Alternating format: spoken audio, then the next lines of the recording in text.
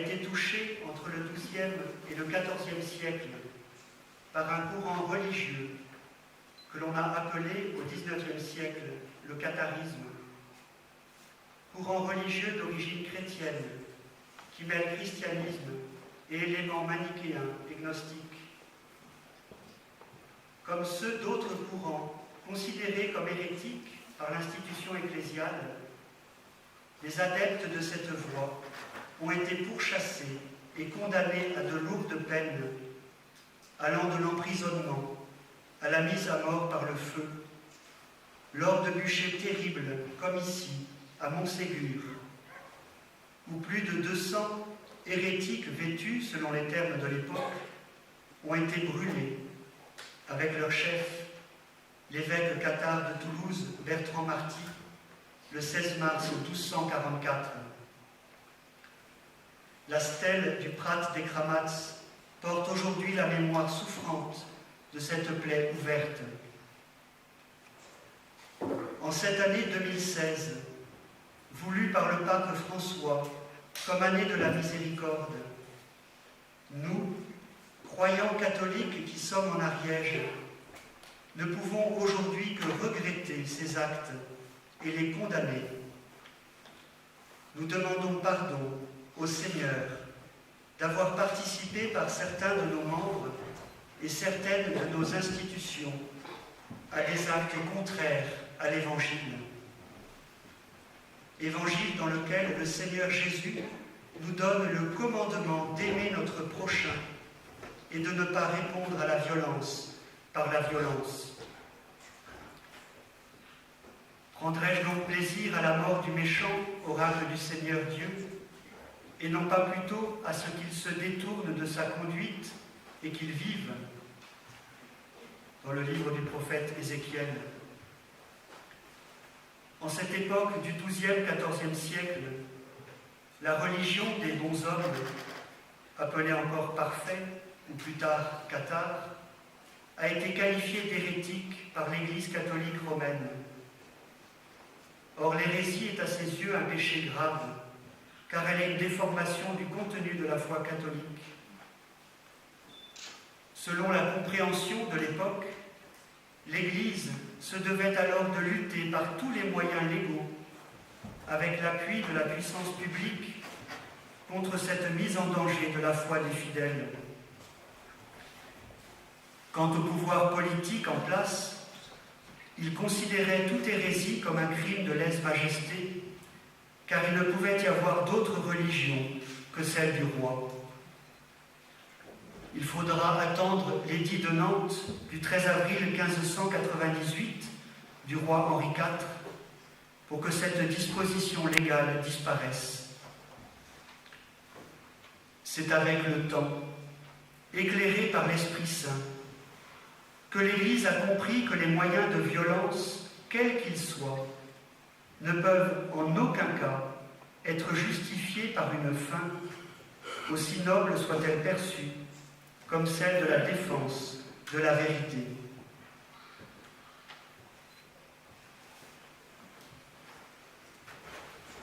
Rendez à César ce qui est à César et à Dieu ce qui est à Dieu. Dans l'Évangile de Luc au chapitre 20e. Nous, croyants catholiques qui sommes en Ariège, demandons pardon d'abord à notre Seigneur, mais aussi à tous ceux que des membres de notre Église ont alors persécutés.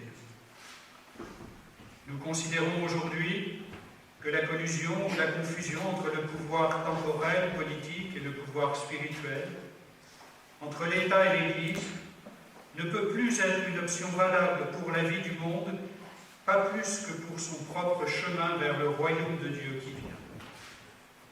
C'est notamment à cause du mélange de ces deux domaines que nombre de violations de la dignité et de l'intégrité des personnes ont été perpétrées dans l'histoire de notre pays et de l'Église, au nom du droit civil, au nom de l'Évangile, au nom de la défense de la foi et au nom de l'intérêt supérieur de l'État.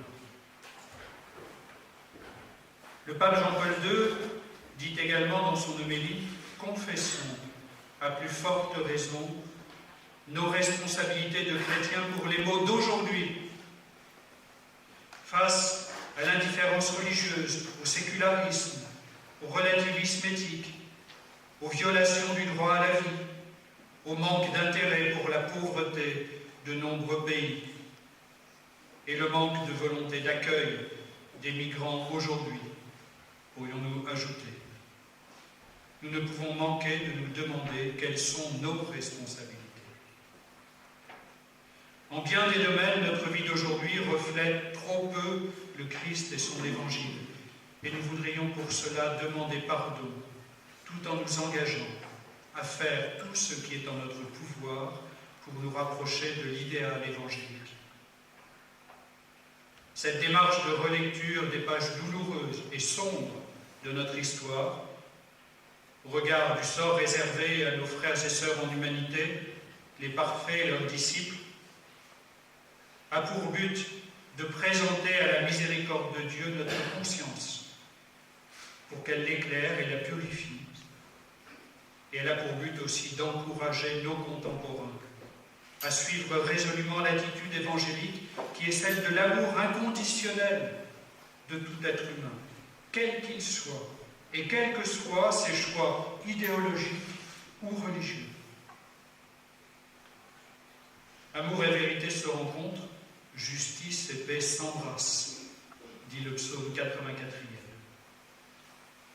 Nous implorons la miséricorde du Seigneur, son amour qui vient au secours de notre faiblesse, afin que nous, chrétiens catholiques d'Ariège, mais aussi tous ceux qui vivent dans notre département, quelle que soit leur croyance, leur religion ou leur conviction philosophique, à rechercher sereinement la paix et le bien commun, dans le dialogue mutuel, le respect des différences et l'estime réciproque.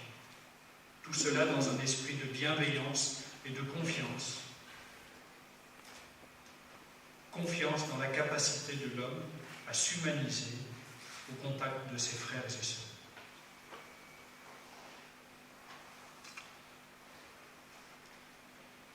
Nous allons signifier ce qu'expriment ces paroles maintenant par un geste simple, de nous mettre à genoux devant le lieu de la présence du Seigneur. Et pendant ce temps que nous vivrons en silence, nous serons accompagnés par des harmonies qui nous aideront à entrer au cœur de cette démarche pénitentielle.